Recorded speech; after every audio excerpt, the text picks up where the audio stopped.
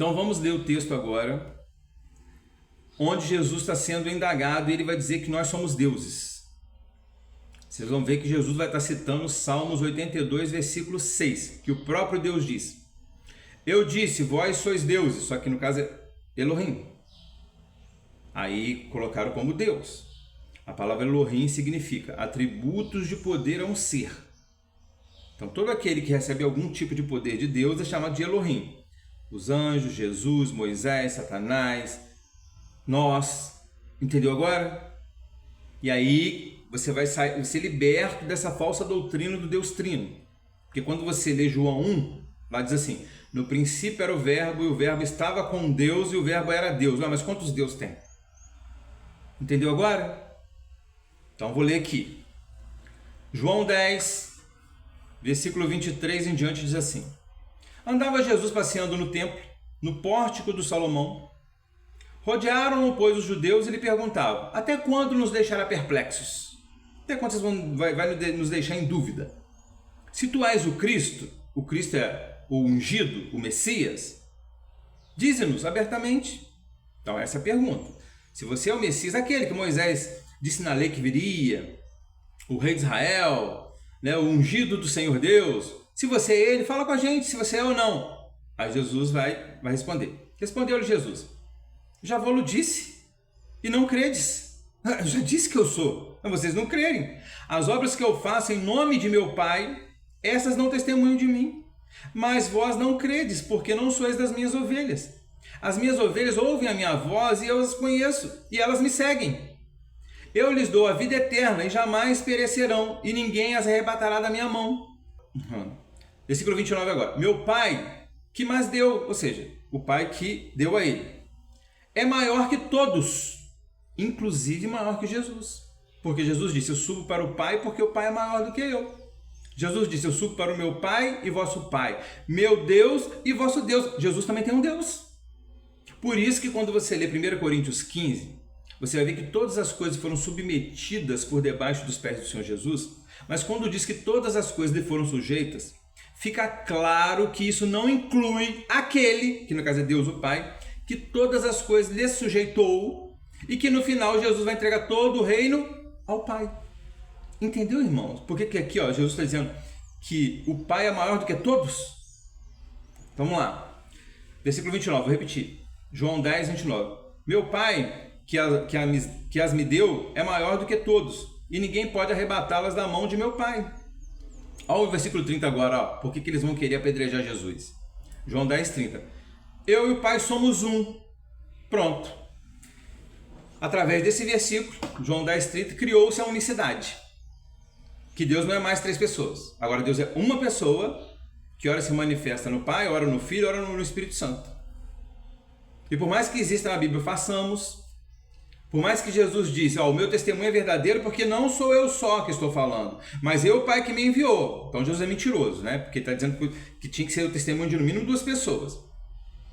Aí ele diz: eu, o Pai que me enviou, mas não. A unicidade explica que Jesus é o próprio Deus, que ora ele é Filho, ora ele é Pai, ora ele é Espírito Santo. Mas tudo maluquice isso, irmãos. Tá todo mundo louco. Ninguém acredita no que a Bíblia diz mais.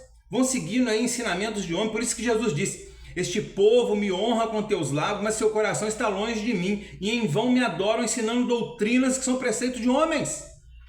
A Bíblia fala do Deus único, o Deus de Abraão, de Isaac e Jacó.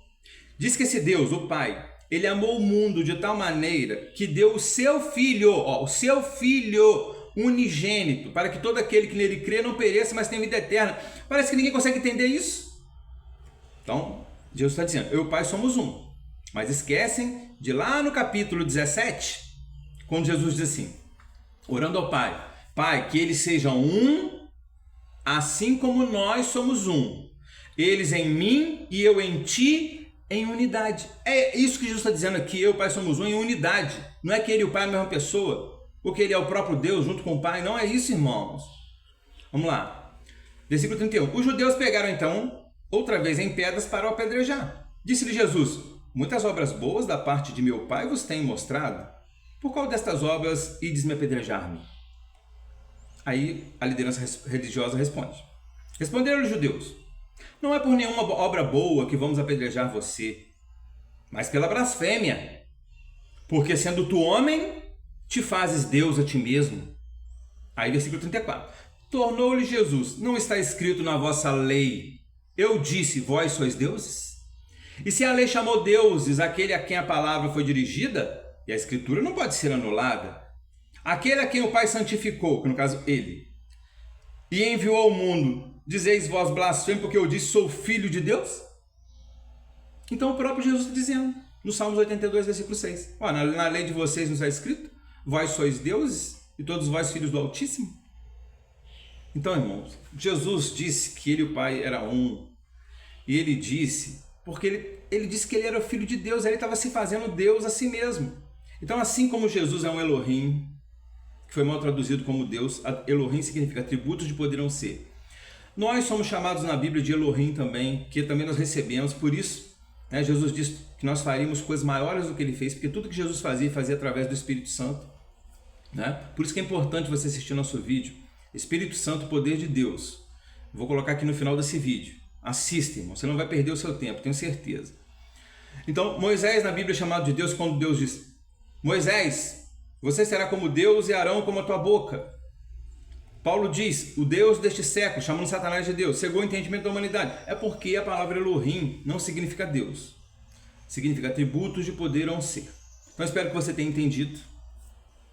Se esforce para ler esse livro.